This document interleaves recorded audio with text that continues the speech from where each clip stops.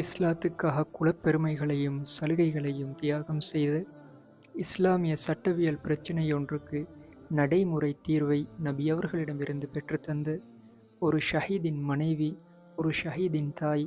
அந்த சஹாபி பெண்மணி யார் என்று உங்களுக்கு தெரியுமா? அவருடைய பேருதான் சஹ்லா பின்த் சுஹைல் ரலியல்லாஹு அன்ஹா.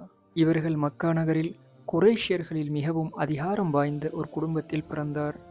இவர்கள் தனது கணவர் அபு ஹுதைஃபா இப்னு உத்பா ரலியல்லாஹு அன்ஹு அவர்களுடன் சேர்ந்து இஸ்லாத்தை ஏற்றுக்கொண்டார்கள். இதனால் இந்த தம்பதிகள் இஸ்லாத்தின் பலம் வாய்ந்த எதிரிகளை தங்கள் வீட்டில் இருந்தே நேரடியாக முகம் கொடுக்க வேண்டியிருந்தது. இந்த தம்பதிகள் தங்களது அடிமை சாலிம் மௌலா என்ற ஒரு பையனை தத்தெடுத்து வளர்த்தார்கள். துன்புறுத்தல், கொடுமைகள் மக்கா நகர் முழுவதும் பரவியது. நபி அவர்கள் அபிசீனியாவுக்கு ஹிஜ்ரத் செய்ய அனுமதி அளித்தார்கள். அப்போது சஹ்லா ரலியல்லாஹு அன்ஹா அவர்களும் தனது குடும்பத்துடன் அபிசீனியாவை நோக்கி ஹிஜ்ரத் செய்தார்கள். அபிசீனியாவில் சஹ்லா ரலியல்லாஹு அன்ஹா அவர்களுக்கு முஹம்மது என்ற ஒரு குழந்தை பிறந்தது. சுமார் 5 வருடங்களுக்கு பின் இந்த குடும்பம் மதீனாவை நோக்கி திரும்பி வந்தார்கள். ஆனால் அப்போது ஒரு குர்ஆன் வசனம் சமூகத்தின் அறியாமை கால நடைமுறையை மாற்றியமைத்தது. சட்டபூர்வமான தத்தெடுப்பை ரத்து செய்து குழந்தைகளை அவர்களின் உண்மையான தந்தையர்களின் பெயரால் அழைக்க வேண்டும் என்ற குர்ஆன் கட்டளை இறங்கியது. இந்த குர்ஆன் வசனம் சஹ்லா ரலியல்லாஹு அன்ஹா அவர்களின் குடும்பத்தில் ஒரு நடைமுறை சிக்கலை கொண்டு வந்தது. வளர்ப்பு மகன் சாலிம் மௌலாவின் நிலை உடனடியாக மாறியது. குடும்பத்தில் அவர் இனி தத்தெடுக்கப்பட்ட மகனல்ல, முழு வயது வந்த மஹரமில்லாத ஆணாக கருதப்பட்டார். இதனால் இந்த சிக்கலை சஹ்லா ரலியல்லாஹு அன்ஹா அவர்கள் நபி அவர்களிடம் கொண்டு சென்றார்கள்.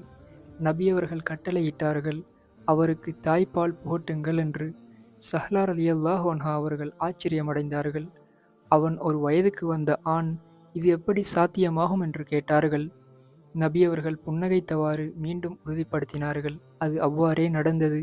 இந்த குறிப்பிட்ட நிகழ்வு பின்னாட்களில் சஹ்லா, சாலிம் மௌலா ஆகியோருக்கான குறிப்பிட்ட சட்டமாக பெரும்பாலான சட்ட வல்லுநர்களால் கருதப்பட்டது. ஏனென்றால் குர்ஆன் வசனம் அப்போதுதான் இறங்கி சட்டங்களை தெளிவுபடுத்தி கொண்டு இருந்ததால் விதிவிலக்கான தற்காலிக பிரச்சினைகளை தீர்க்கப்படுவது அவசியமான ஒன்றாக இருந்தது.